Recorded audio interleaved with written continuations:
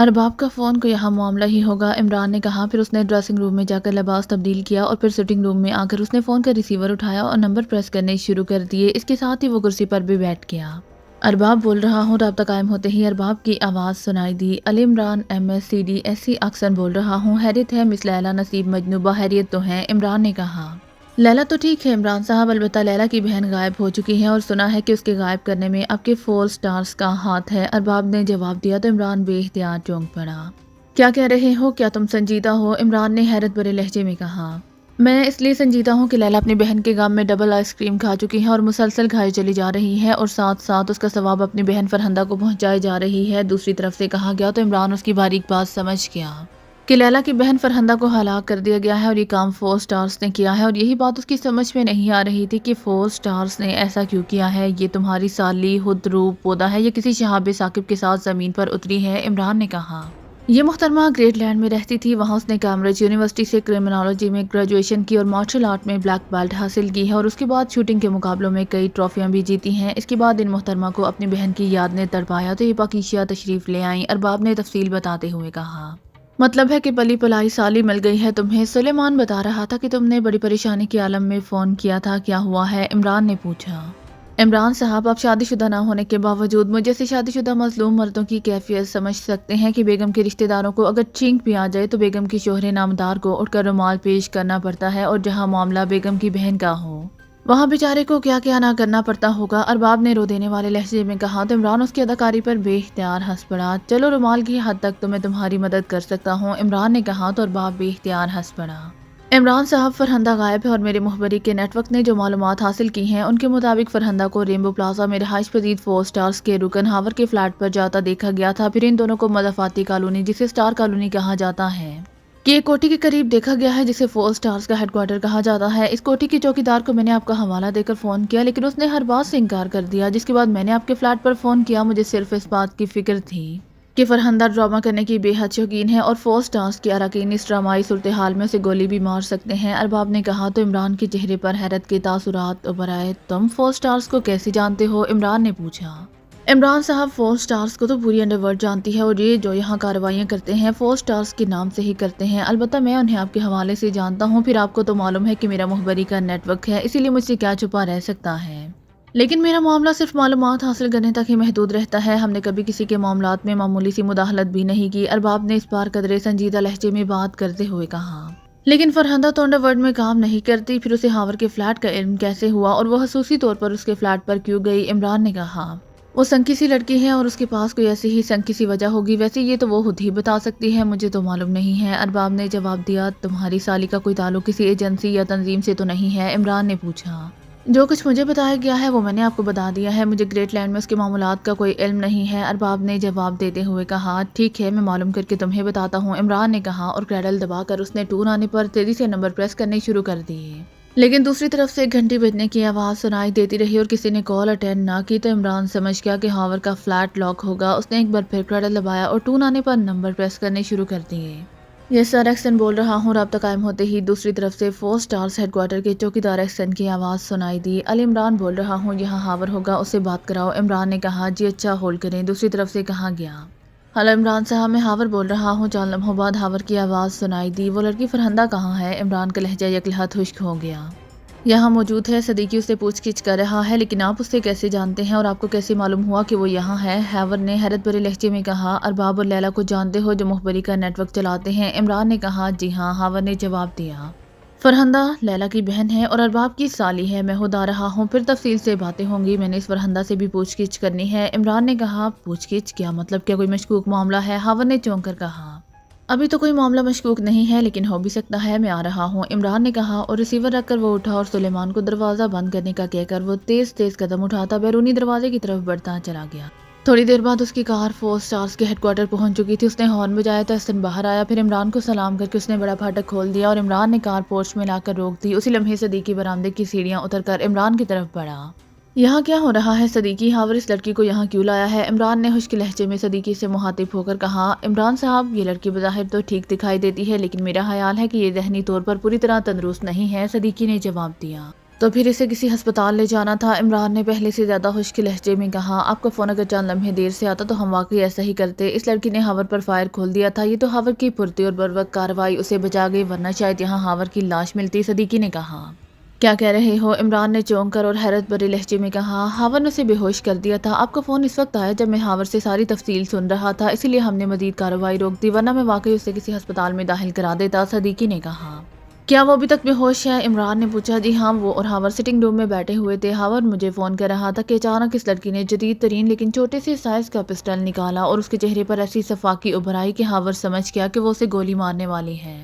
ہاور نے بجلی کی سی تیزی سے ہاتھ مارا لیکن وہ لڑکی فائر کھول چکی تھی، لیکن ہاور کی پھرتی کی وجہ سے وہ گولیاں ہاور کی سائڈ سے نکل گئیں اور ہاور نے اس کے ساتھ اس کی کنپٹی پر ضرب لگا دی، جس کی وجہ سے وہ چیخ کر کرسی سے نیچے گری اور اس نے اچھل کر ہاور پر حملہ کرنے کی کوشش کی تو ہاور نے اس کی کنپٹی پر لات جما دی اور وہ بے ہوش ہو گئی، صدیقی نے تفصیل بتاتے ہوئے کہا۔ اس دوران وہ دونوں نوجوان سٹنگ روم میں پہنچ گئے جہاں ایک کرسی پر ایک نوجوان لڑکی بے ہوش پڑی ہوئی تھی اور اس کی کنپٹی پر نیلے رنگ کے نشان واضح طور پر نظر آ رہے تھے۔ ہاور بھی وہاں موجود تھا۔ اس نے عمران کو سلام کیا، پھر عمران کے پوچھنے پر اس نے وہی کہانی دہرا دی جو صدیقی پہلے سنا چکا تھا۔ اس کی تلاشی لی ہے؟ عمران نے پوچھا۔ نہیں، یہاں کوئی عورت نہیں ہے، اسی لیے مجبوری ہے، ہاور نے جواب دیا تو عمران کا سدا ہوا چہرہ یکلحت کھل اٹھا۔ وہاں فلیٹ میں کیا باتیں ہوئی تھی اور تم اسے یہاں کیوں لے کر آئے تھے؟ کیا اس نے خود کہا تھا؟ عمران نے ایک کرسی پر بیٹھتے ہوئے کہا۔ اب اس کا لہجہ پہلے سے کہیں نرم اور نارمل تھا۔ ہاور نے اس کے اچانک فلیٹ پر آنے سے لے کر یہاں تک پہنچنے کی تمام تفصیل بتا دی۔ وہ مشین پسٹل کہاں ہے؟ عمران نے کہا تو ہاور نے ایک طرف موجود الماری میں سے ایک چھوٹے سائز کا جدید ترین پسٹل نکال کر عمران کی طرف بڑھا دیا۔ حادثہ خوفناک ہتھیار ہے، عمران نے پسٹل کو الٹ پلٹ کر غور سے دیکھتے ہوئے کہا۔ میں نے چیک کیا ہے، یہ گریٹ لینڈ ساختہ ہے، ہاور نے کہا۔ ہاں، لیکن یہ ہتھیار وہاں عام مارکیٹ میں فروخت نہیں ہوتا کیونکہ اس پر ایک ایسا نشان موجود ہے جس کا تعلق گریٹ لینڈ کے قدیم تشدد پسند مذہبی تنظیم سے ہے۔ اس تنظیم کو سالوس کہا جاتا ہے اور گریٹ لینڈ نے اس تنظیم پر سرکاری طور پر پابندی لگائی ہوئی ہے کیونکہ یہ انتہائی فرقہ وارانہ اور مذہبی جنونی تنظیم ہے۔ اس کے مقاصد میں اہم مقصد یہودیوں کی سرکوبی تھا اور اس تنظیم کے ہاتھوں بہت سے یہودی ہلاک بھی ہوئے، لیکن پھر اس تنظیم کا زور ختم ہو گیا اور آہستہ آہستہ یہ تنظیم قصہ پارینہ بن گئی۔ لیکن اس جدید پسٹل پر اس کے خصوصی نشان کی موجودگی بتا رہی ہے کہ یہ تنظیم نہ صرف موجود ہے بلکہ خاموشی سے اپنا کام بھی کر رہی ہے، عمران نے کہا۔ تو ہاور اور صدیقی دونوں کے چہروں پر شدید حیرت کے تاثرات ابھر آئے۔ آپ کا مطلب ہے کہ فرہندہ کا تعلق سالوس سے ہے؟ صدیقی نے کہا۔ فرہندہ سالوسین ہو بھی سکتی ہے اور نہیں بھی، لیکن اس پسٹل پر اس تنظیم کا خفیہ نشان موجود ہے، یہ دیکھو، گہرے انداز میں لکھا ہوا ایس، عمران نے کہا اور مشین پسٹل صدیقی کی طرف بڑھا دیا۔ عمران صاحب، اگر فرہندہ سالوسین ہے تو پھر اس کا خصوصی طور پر ہاور سے ملنے کا کیا مطلب ہو سکتا ہے؟ صدیقی نے تشویش بھرے لہجے میں کہا۔ اسے ہوش میں لے کر آؤ، پھر ہی کچھ اندازہ لگایا جا سکتا ہے، عمران نے کہا تو صدیقی اٹھا اور اس نے ایک ہاتھ سے فرہندہ کا ناک اور منہ بند کر دیا۔ چند لمحوں بعد جب اس کے جسم میں حرکت کے آثار نمودار ہونا شروع ہو گئے تو اس نے ہاتھ ہٹا لیا اور واپس آ کر کرسی پر بیٹھ گیا۔ چند لمحوں بعد فرہندہ نے کراہتے ہوئے آنکھیں کھولی اور پھر وہ ایک جھٹکے سے سیدھی ہو کر بیٹھ گئی۔ اس کی آنکھوں میں سرخی اونچ کر آئی تھی۔ تم نے مجھے بے ہوش کر دیا تھا، اور تم دونوں کون ہو؟ فرہندہ نے پہلے ہاور اور پھر عمران اور صدیقی سے مخاطب ہو کر کہا۔ یہ صدیقی ہے، 4 سٹارز کا چیف، اور میرا نام حقیر فقیر پرتقصیر ہیچ مدان بندہ نادان علی عمران MSCD SC آکسن ہے، عمران نے اپنے مخصوص شگفتہ لہجے میں بات کرتے ہوئے کہا۔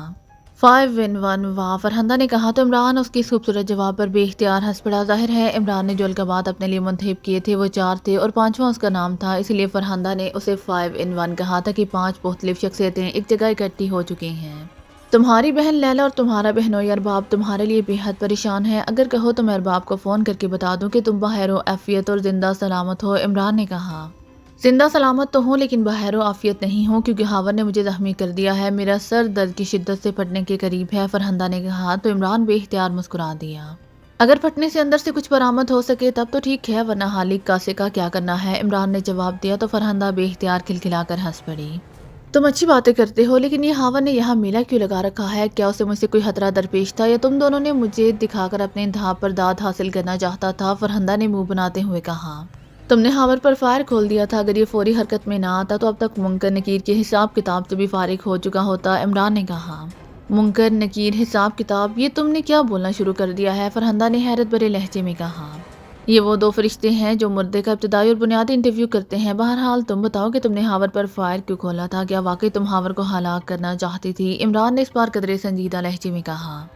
ہاں، یہ ہوٹل میں مجھے کھانا کھلانے کا وعدہ کر کے یہاں لے آیا، پھر اس نے اپنے ساتھیوں کو بھی بلانا شروع کر دیا۔ اس پر مجھے احساس ہوا کہ ہاور کی نیت خراب ہے، چنانچہ میں نے سوچا کہ اسے ہلاک کر کے یہاں سے نکل جاؤں، لیکن میرے تصور میں بھی نہیں تھا کہ یہ اس قدر برق رفتاری سے حرکت میں آئے گا، اور میں جو مارشل آرٹ میں بلیک بیلٹ ہوں اتنی آسانی سے مار کھا جاؤں گی۔ فرحندہ نے جواب دیا تو ہاور کے چہرے پر شدید حیرت کے تاثرات ابھر آئے۔ اس کے شاید ذہن میں بھی یہ تصور نہیں تھا کہ فرحندہ اس طرح کی بات کرے گی اور اس کی نیت پر اس حد تک شک کرے گی کہ اسے گولی مارنے پر آمادہ ہو جائے گی۔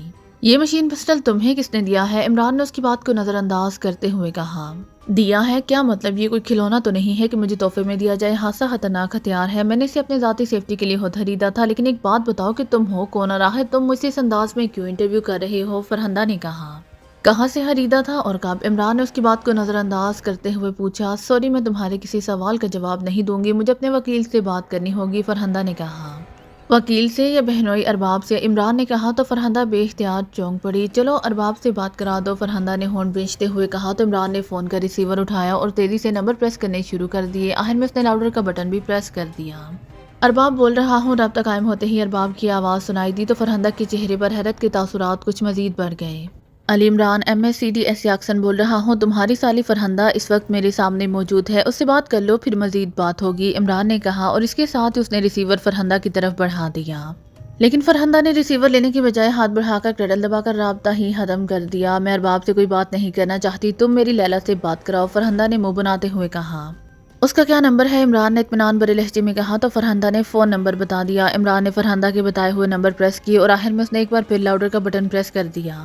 ہلو، رابطہ قائم ہوتے ہی ایک نسوانی آواز سنائی دی۔ لیلا، میں فرحندہ بول رہی ہوں، میں یہاں دشمنوں میں گھری ہوئی ہوں، تم فوراً یہاں پہنچو، اسٹار کالونی کی کوٹھی نمبر 12 اور مجھے یہاں سے صحیح سلامت لے چلی جاؤ، فرحندہ نے بڑے مظلومانہ لہجے میں کہا۔ تو ہاور اور صدیقی کے ساتھ ساتھ عمران بھی چونک پڑا۔ کون ہے تمہارے دشمن؟ بتاؤ مجھے، دوسری طرف سے قدرے پھنکارتے ہوئے لہجے میں کہا گیا۔ دو تو 4 سٹارز کے رکن ہیں، ہاور اور صدیقی، اور ایک احمقانہ سا نوجوان ہے، ڈگریاں تو لمبی سی بتاتا ہے لیکن باتیں احمقانہ کرتا ہے، نام اس نے علی عمران بتایا ہے، تم بس فوراً پہنچو، فرحندہ نے کہا، اور ایک جھٹکے سے پہلے کہ مزید کوئی بات ہوتی اس نے ریسیور ایک جھٹکے سے کراڈل پر رکھ دیا۔ میں نے ٹھیک کہا ہے نا؟ ریسیور رکھ کر فرحندہ نے اس طرح مسکراتے ہوئے کہا جیسے اپنی اداکاری کی داد حاصل کرنا چاہتی ہو۔ ہاں، لیکن سالوس سے تمہارا کیا تعلق ہے؟ عمران نے سرسری سے لہجے میں کہا۔ سالوس؟ کون سالوس؟ کیا یہ کسی دیوتا کا نام ہے؟ فرحندہ نے حیرت بھرے لہجے میں کہا تو عمران اس کے لہجے سے ہی سمجھ گیا کہ وہ اداکاری کر رہی ہے۔ یہ مشین پسٹل تمہیں کس نے دیا تھا؟ عمران نے ہاتھ میں پکڑے ہوئے اس چھوٹے سے مشین پسٹل کی طرف اشارہ کرتے ہوئے کہا۔ یہ میرے ایک دوست ہنری نے مجھے فرمائش پر مارکیٹ سے دلایا تھا، لیکن تم نے کیا نام لیا تھا؟ سالوس، اس کا کیا مطلب ہے؟ فرحندہ نے پوچھا۔ ہنری کا پتہ معلوم ہے تمہیں؟ عمران نے پوچھا۔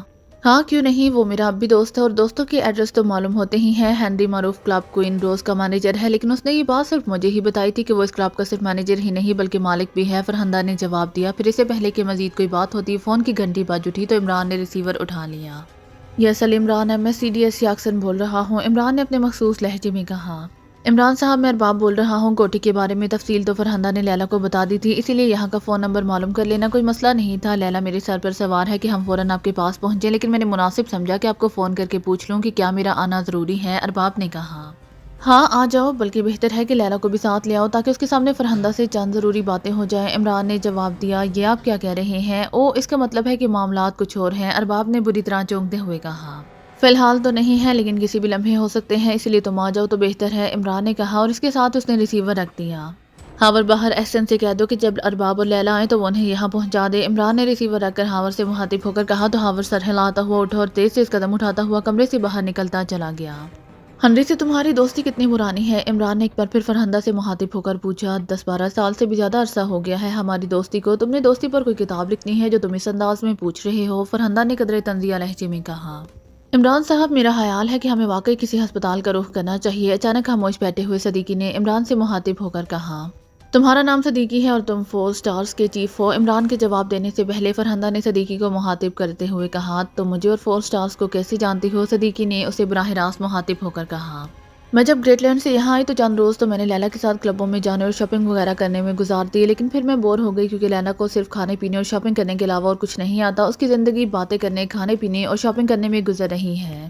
چنانچہ میں نے اسے اس کے حال پر چھوڑا اور میں نے ایسے لوگوں سے ملنا شروع کر دیا جن کی زیر زمین دنیا میں اہمیت ہوتی ہے، لیکن یہ سب لوگ انتہائی احمق اور گھٹیا قسم کے تھے، اسی لیے میں پھر بور ہو گئی۔ پھر اچانک ایک کلب میں ہاور کے ایک بدماش سے ہونے والی فائٹ میں نے دیکھی تو میں بے حد متاثر ہوئی۔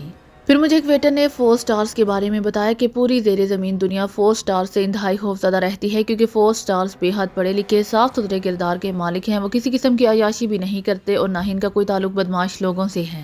ایسے کردار ہمیشہ سے میرے پسندیدہ رہے ہیں، اسی لیے میں نے لیلا پر دباؤ ڈالا کہ وہ مجھے 4 سٹارز کے بارے میں تفصیلی معلومات مہیا کرے۔ اس نے ارباب کے چیف مینیجر محسن سے بات کی۔ اس نے چند روز میں مجھے 4 افراد کی تصاویر لا کر دیں۔ ان تصاویر پر نام بھی درج تھے۔ ایک ہاور کی تصویر تھی اور ایک صدیقی کی۔ ایک تصویر پر نعمانی اور ایک تصویر پر چوہان کا نام لکھا ہوا تھا۔ ہاور کا ایڈریس بھی معلوم ہو گیا، جبکہ باقی کسی کا ایڈریس معلوم نہ ہو سکا۔ تصویریں میں نے لیلا کے کہنے پر جلا دی۔ اس کے بعد میں ہاور کے فلیٹ پر پہنچ گئی۔ پھر ہاور مجھے یہاں لے آیا۔ پھر اس نے جب مجھ پر غصے کا اظہار کیا تو میں نے واقعی اسے ہلاک کرنے کا فیصلہ کر لیا، لیکن اس نے الٹا مجھے ضرب لگا کر بے ہوش کر دیا۔ اب مجھے ہوش آیا تو صدیقی اور تم دونوں بھی یہاں موجود تھے۔ فرحندہ نے مسلسل بولتے ہوئے کہا۔ تم اصل میں چاہتی کیا تھی؟ عمران نے پوچھا۔ ہاور سے شادی کرنا چاہتی تھی، فرحندہ نے بڑے سادہ سے لہجے میں کہا تو ہاور بے اختیار اچھل پڑا، جبکہ صدیقی کے چہرے پر مسکراہٹ پھیل گئی۔ مبارک ہو ہاور، عمران نے بے اختیار ہنستے ہوئے کہا۔ یہ احمق عورت ہے عمران صاحب، اسی لیے اسے واقعی مینٹل ہسپتال پہنچانا پڑے گا۔ ہاور نے غصیلے لہجے میں کہا۔ کیا تم مجھے مینٹل ہسپتال پہنچانے کا کہہ رہے ہو؟ تمہیں معلوم ہے کہ میں نے کرمنالوجی میں گریجویشن کی ہوئی ہے، جبکہ تم تو مجھے شکل سے ہی ان پڑھ دکھائی دے رہے ہو۔ اس کے باوجود میں نے تمہارے ساتھ شادی کا سوچا ہے تو تمہیں اس پر فخر کرنا چاہیے اور میرا ممنون ہونا چاہیے، فرحندہ نے آنکھیں نکالتے ہوئے کہا۔ اسی لمحے دور سے کار کے ہارن کی آواز سنائی دی۔ تم نے کرمنالوجی میں نہیں بلکہ احمقانالوجی میں گریجویشن کی ہوگی، خبردار اب اگر میرے ساتھ کوئی رشتہ جوڑنے کی بات کی تو گولی مار دوں گا، ہاور نے انتہائی غصیلے لہجے میں کہا۔ اس کا چہرہ واقعی غصے سے سرخ ہو گیا تھا۔ ہاور تمہیں کیا ہو گیا ہے؟ اس انداز میں خواتین سے بات نہیں کیا کرتے، صدیقی نے ہاور کے کندھے پر ہاتھ رکھتے ہوئے کہا۔ کیا تم واقعی مجھ سے شادی نہیں کرنا چاہتے؟ فرحندہ نے اس انداز میں کہا جیسے اسے اپنے کانوں پر یقین نہ آ رہا ہو۔ کیوں، کیا میرا دماغ تمہاری طرح خراب ہو گیا ہے کہ میں ایسا سوچوں؟ ہاور نے غصیلے لہجے میں جواب دیتے ہوئے کہا۔ ارے ابھی سے لڑنے کی ضرورت نہیں ہے، لڑنے کے لیے تمام عمر پڑی ہے، عمران نے کہا، اور اسی لمحے دروازہ کھلا اور ارباب اور اس کے پیچھے اس کی بیوی لیلا اندر داخل ہوئے تو عمران ان کے استقبال کے لیے اٹھ کھڑا ہوا تو ہاور اور صدیقی بھی اٹھ کھڑے ہوئے، جبکہ فرحندہ ویسے ہی بیٹھی رہی۔ لیلا اندر داخل ہوتے ہی تیزی سے اس کی طرف بڑھی۔ تم یہاں کیسے پہنچ گئی ہو اور تم یہ کیوں کہہ رہی تھی کہ تم دشمنوں میں گری ہوئی ہو؟ لیلا نے فرحندہ سے مخاطب ہو کر کہا، جبکہ عمران ارباب اور اس کے ساتھ مصافحہ کر کے عمران کے ساتھ ہی خالی کرسی پر بیٹھ گیا۔ اس کے چہرے پر سنجیدگی اور قدرے غصے کے تاثرات نمایاں تھے۔ شاید یہاں آتے ہوئے راستے میں دونوں میاں بیوی میں کوئی جھڑپ ہوئی تھی جس کے تاثرات ابھی تک ارباب کے چہرے پر موجود تھے۔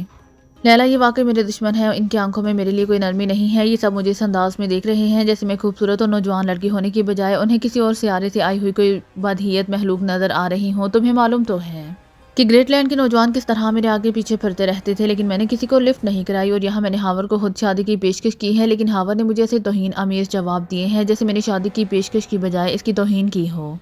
حالانکہ اسے تو میرا ممنون ہونا چاہیے کہ میری اس پیشکش پر ساری عمر میرا ممنون رہنا چاہیے۔ اب تم یہ بتاؤ کہ میرے دوست ہیں یا دشمن؟ فرحندہ نے باقاعدہ تقریر کرتے ہوئے کہا تو ارباب کے چہرے پر یک لحظ شرمندگی کے تاثرات ابھر آئے، لیکن اس نے کوئی بات نہ کی بلکہ ہونٹ پیچھ لیے۔ یہ باقیشہ ہے فرحندہ، گریٹ لینڈ نہیں ہے۔ تمہیں ہاور سے شادی کرنی تھی تو مجھے بتاتی، میں ارباب کے ساتھ باقاعدہ جا کر عمران صاحب سے بات کرتی۔ تم نے یہ کیا تماشا بنا دیا ہے اور ہمیں بھی شرمندہ کر دیا ہے، اٹھو اور چلو میرے ساتھ، لیلا نے انتہائی غصیلے لہجے میں کہا۔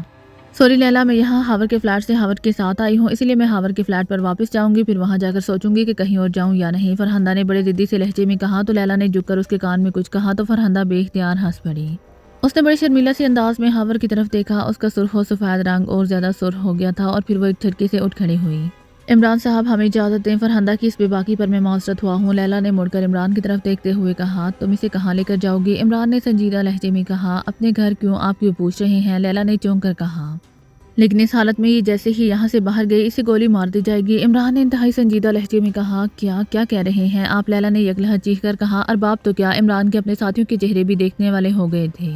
عمران صاحب کیا یہ بھی کوئی مذاق ہے؟ ارباب نے کہا۔ لیلا تم بھی بیٹھو اور فرحندہ کو بھی یہیں بٹھاؤ، ارباب تم بھی بیٹھو اور صدیقی تم میرے ساتھ آؤ، عمران نے کہا اور اٹھ کھڑا ہوا۔ یہ سب کیا ہو رہا ہے ارباب؟ لیلا نے حیرت بھرے انداز میں ارباب سے مخاطب ہو کر کہا۔ تمہاری بہن فرحندہ مشکوک ہو چکی ہے، اسی لیے جب تک پوری چھان بین نہ ہو جائے تب تک اسے واپس جانے کی اجازت نہیں ملے گی، ارباب نے اسپاٹ لہجے میں جواب دیتے ہوئے کہا، جبکہ عمران اس دوران صدیقی کو ساتھ لیے کمرے سے باہر جا چکا تھا۔ بیٹھو فرحندہ، تم نے ہام ہائے عذاب ہمارے گلے میں ڈال دیا ہے، لیلا نے کہا۔ میں نے کیا کیا ہے؟ نہ جانے تم دونوں اس احمق کو کیوں اتنی اہمیت دے رہے ہو، فرحندہ نے منہ بناتے ہوئے کہا، لیکن وہ کرسی پر بیٹھ گئی تھی جبکہ ہاور خاموش بیٹھا ہوا تھا۔ ہاور تم بتاؤ اصل مسئلہ کیا ہے؟ ارباب نے ہاور سے مخاطب ہو کر کہا۔